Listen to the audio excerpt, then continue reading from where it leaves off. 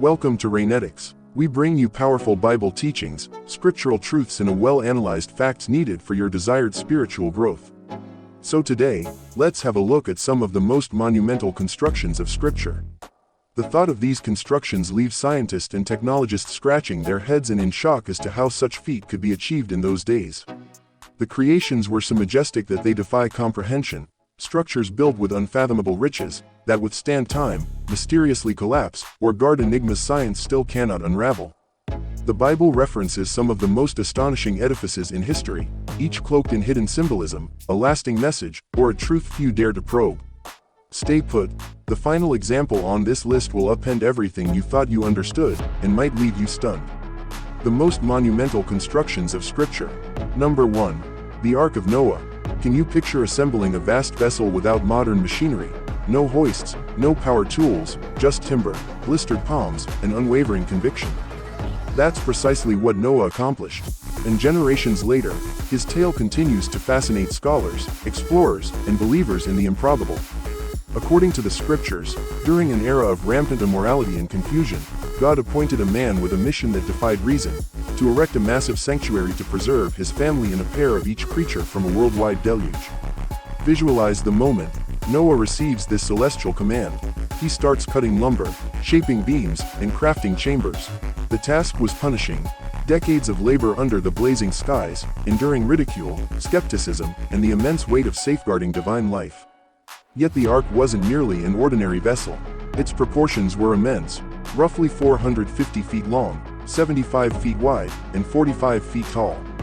To put it in perspective, it rivaled the size of a modern freighter, entirely built from gopher wood and sealed with pitch to withstand the tides. Now consider this: how did Noah achieve such a marvel without sophisticated instruments? How did he house all the animals within?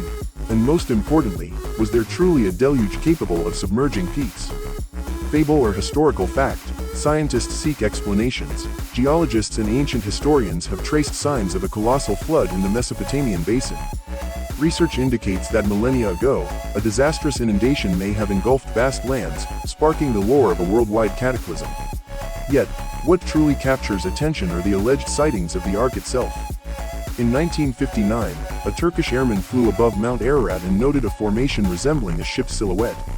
Since that time, numerous missions have tried to validate if the remnants of Noah's craft remain there. Some teams recovered fossilized wood and land patterns aligned with a massive vessel. But the question persists: was it indeed the Ark? The debate continues. Still, belief stands resolute. Number 2. The City of Jericho. Envision yourself in front of a metropolis encircled by towering barriers, so robust and formidable that breaching them seemed inconceivable. A stronghold engineered to deter all invaders, safeguarding its citizens from impending danger. Now imagine the unimaginable. These fortifications don't yield to battering engines, firepower, or siegecraft. They collapse through something far stranger, the resonance of horns and declarations of belief. This is the account of Jericho, one of the planet's oldest urban centers, and the backdrop of one of Scripture's most bewildering and hotly debated incidents. A happening so extraordinary, it still puzzles minds and invites endless debate. But did it truly transpire? And more curiously, what insights does science offer about this miraculous downfall? According to biblical records, Jericho was a barricaded settlement, defended by lofty, thick walls that made assault seem hopeless. For the Israelites, who had roamed the wilderness for 4 decades, overtaking the city appeared an impossible feat. Yet God offered an unconventional strategy, one that shattered all known tactical conventions. The Hebrew warriors received an unusual instruction: walk around the city once daily in complete quiet for 6 days, no aggression, no violence, merely a silent procession, as if awaiting a divine cue. On day 7, something else was ordained: 7 circuits around the city, with trumpets blasting and a collective shout from the crowd. Suddenly, inexplicably, the walls tumbled, not by human force or tremors, but by vibration and unity. Pause and wonder: could such an occurrence be plausible? Might a mere procession and blast of horns bring down stone fortifications? Throughout the past century, archaeologists have explored Jericho seeking clarity. In the 1950s, British excavator Kathleen Kenyon conducted thorough digs in the region and stumbled upon startling evidence. She discovered remnants of a mighty wall that seemed to have collapsed abruptly.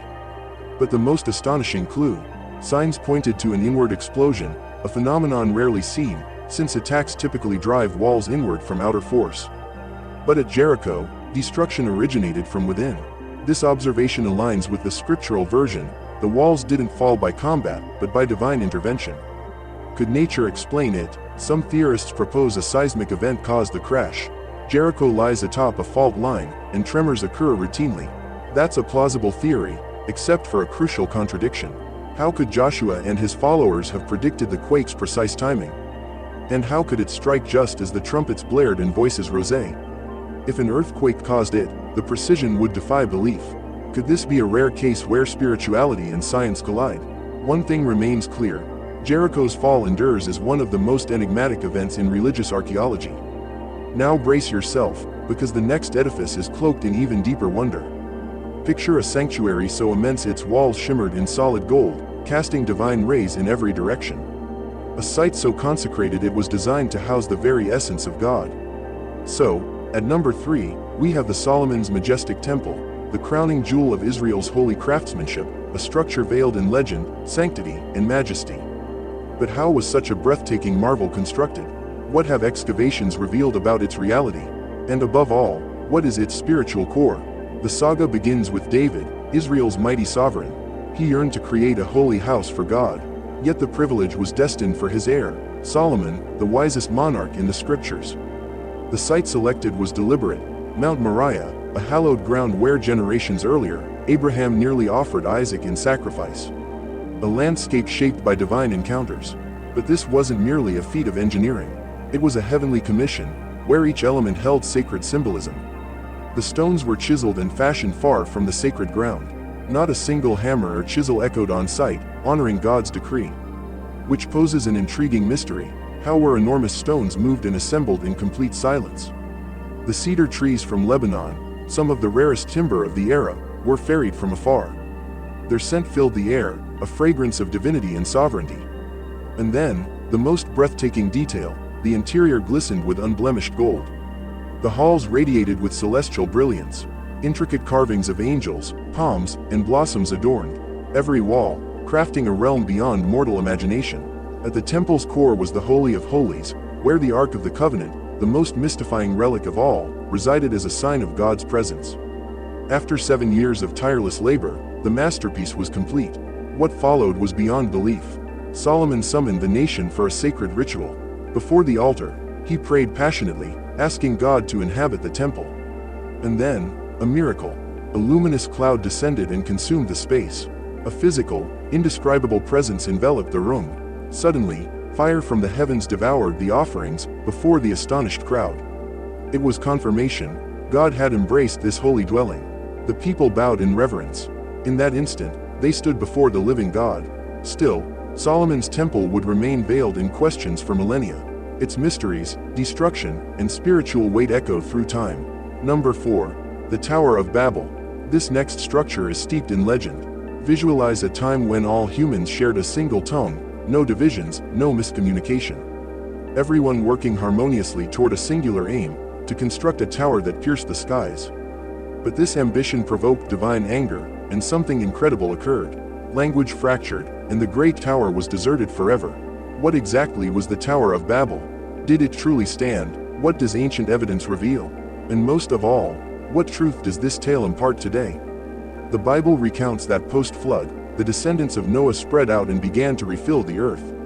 For a while, they remained unified in speech, granting them immense coordination and growth.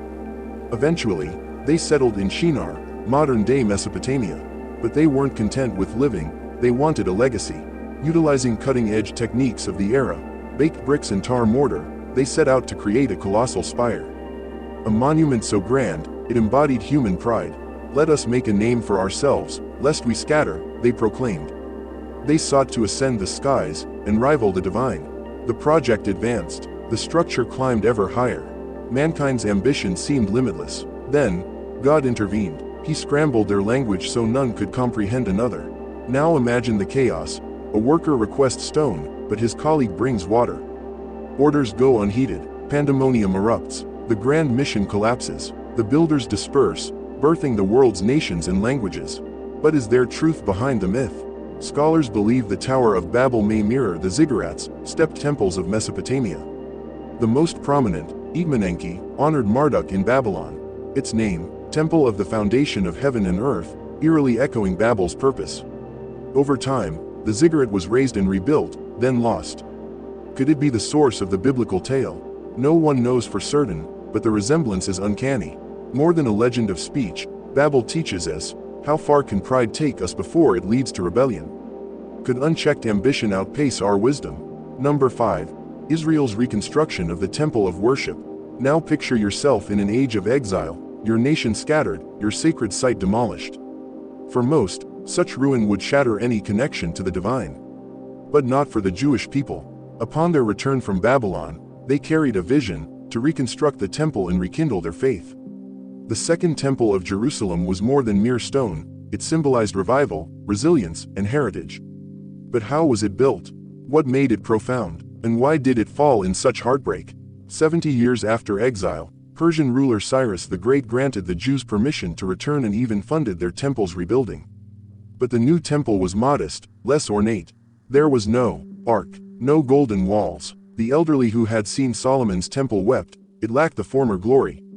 Then the prophet Haggai delivered a startling promise, the glory of this new house will surpass the old. But how could this be? Centuries later, King Herod the Great transformed it, crafting one of the most magnificent shrines of antiquity. The courtyards were enlarged, gigantic columns and sprawling plazas awed visitors. Gold and marble gleamed beneath the Jerusalem sky. The outcome, a majestic wonder, the epicenter of Jewish life. Worshippers gathered to pray, sacrifice, and feel God's nearness. It was here Jesus taught, overturned tables, and foretold a shocking end. Not one stone will be left upon another. In 70 AD, the Romans crushed a rebellion and encircled Jerusalem. After a brutal siege, they torched the temple. The gold liquefied, seeping between the stones. To retrieve it, soldiers dismantled every block, until only debris remained. All that endured was the western wall, a fragment of sacred grandeur and sorrow. But the story wasn't over. That temple had been God's dwelling, the center of sacrifice. Yet Jesus proclaimed, "Tear down this temple, and I will rebuild it in 3 days." He referred not to bricks, but himself. God would now reside not in temples, but within hearts. So now ask yourself, if God desires to dwell in you, is your life ready for him?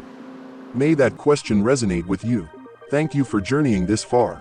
God bless you, and until next time, cheers.